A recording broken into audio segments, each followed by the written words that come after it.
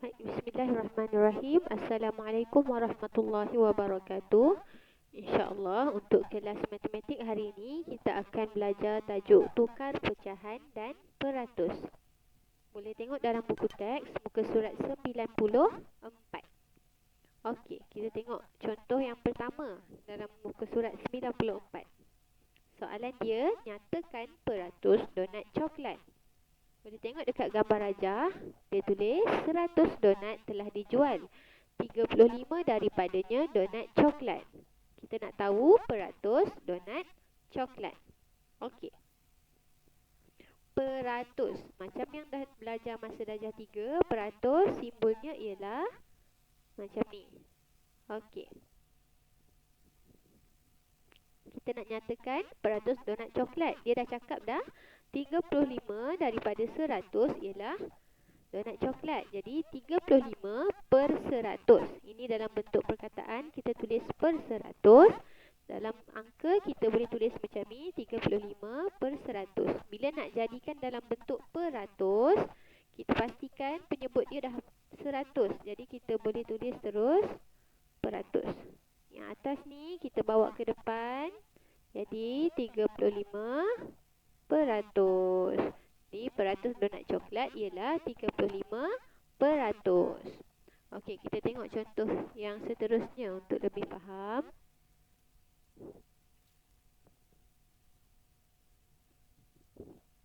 Okey, contoh kedua. Berapakah peratus petak biru? Okey, ini petak keseluruhan ada 100. Petak biru ada 24. Jadi kalau kita tulis dalam bentuk pecahan, 24 per 100. Kita jadikan dia peratus sama macam tadi. Terus tulis simbol peratus sebab dia dah per dengan 100. Kemudian kita bawa 24 ke hadapan. Jadi 24 peratus. Dia senang je. Okey, soalan tambahan. Berapakah peratus petak putih? Okey, tadi petak biru ada 24. Macam mana kita nak tahu petak putih? Kita kena tolak 100 tolak 24. Okey, boleh tolak 100 tolak 24. Kita akan dapat jawapan 76. Okey, petak putih ialah 76. Jadi kalau kita buat dalam bentuk pecahan, dia akan jadi 76 per 100. Kita tengok dia dah per dengan 100. Jadi kalau kita nak nyatakan dalam bentuk peratus, kita boleh terus tulis simbol peratus dan tulis 76 di hadapan. Jadi peratus petak putih ialah 76 peratus. Okey. Kita tengok contoh yang seterusnya. Tulis 7 per 10 dalam peratus. Okey. Untuk dua contoh yang awal tadi, penyebut bagi pecahan yang diberi ialah 100. Sekarang penyebut dia 10. Jadi ada dua cara bila kita nak nyatakan pecahan ni dalam peratus. Untuk cara yang pertama, kita boleh buat petak 100. Okey. Untuk gambar yang pertama kat sini ada 1, 2, 3, 4, 5, 6, 7, 8, 9, 10. Yang berlorik ialah 7. Nampak kan? Ada 7. Jadi gambar rajah yang pertama kat sini mewakili 7 per 10. Bila kita nak ubah dia jadi per 100, kita akan buat jadi 100 petak. Bila kita jadikan 100 petak, jumlah petak yang berlorik akan jadi 70. Macam mana nak dapat? Kita boleh tengok asas bila kita nak besarkan pecahan. 7 per 10. Kalau kita darab dengan 10, atas pun darab dengan 10, dia akan jadi 70 per 100. Okey, bila dah dapat 70 per 100, baru kita boleh tukar dia kepada peratus. Macam mana? 100 ni terus tukar kepada peratus. 70 tulis dekat depan. Okey, dapatlah 70 peratus. Okey, tapi cara ni agak panjang dan agak susah bila kita nak tulis, kita nak lukis petak 100 ni banyak. Jadi ada cara yang lebih mudah. Cara yang kedua, Senang je caranya. Bila kita tengok soalan, tulis 7/10 dalam peratus. Jadi 7/10, nak jadikan dia dalam peratus, kita boleh darab dengan 100%. Ingat, darab dengan 100%. Okey, bila kita darab ni, kita dah belajar dah cara darab pecahan. Kita tengok kat bawah ada 1 kosong, kat atas ada 1 kosong. Kita potong dia. Jadi 7 darab 10 sama dengan 70. 1 kat bawah kita boleh abaikan sebab dia 1. 70 bagi 1 sama dengan 1. Jadi kita tulis semula simbol peratus. Dapat terus jawapan 70%. Okey, kita tengok contoh. Kita cuba buat contoh lain. Okey. Maklimah bagi soalan, tuliskan 6/10 dalam peratus. Macam mana nak buat 6/10 dalam peratus? Darabkan dia dengan 100%. Jadi kita potong satu sifar kat sini, potong satu sifar kat bawah. 6 darab 10 jadi 60. 60 bahagi 1 sama dengan 60, jadi jawapannya ialah 60%. Okey. Contoh yang keempat. Tulis 4/5 dalam peratus. 4/5 dalam peratus. Okey, ingat sekali lagi, bila kita nak buat peratus, pecahan yang kita nak buat tu mesti per 100. Macam mana nak jadikan dia per 100? Okey. Kita boleh, antara cara yang kita boleh buat ialah dengan darab 20. Ataupun sama dengan cara yang Mukadimah cakap tadi, terus darab 100%. Okey, kita buat dua-dua cara. Okey, cara yang pertama, kita darab dengan 20. Sebab apa nak darab 20? Sebab 20 darab 5 akan dapat 100. Okey, bila bawah darab 20, atas pun kena darab 20. 20 darab 4 jadi 80. 20 darab 5 jadi 100. Okey, bila 80 per 100, kita dah tahu dah dia akan jadi 80%. Okey, ini cara yang pertama. Cara yang kedua, macam baru Mukadimah terang kejap tadi, kita boleh terus darab dengan 100%. Okey, macam mana darab 100%? 100 bahagi 5. Yang akan jadi 1. 100 ni akan jadi 20. 20 darab 4 jadi 80. Peratus, tulis semula simbol yang ni. Sama jawapannya. Okey.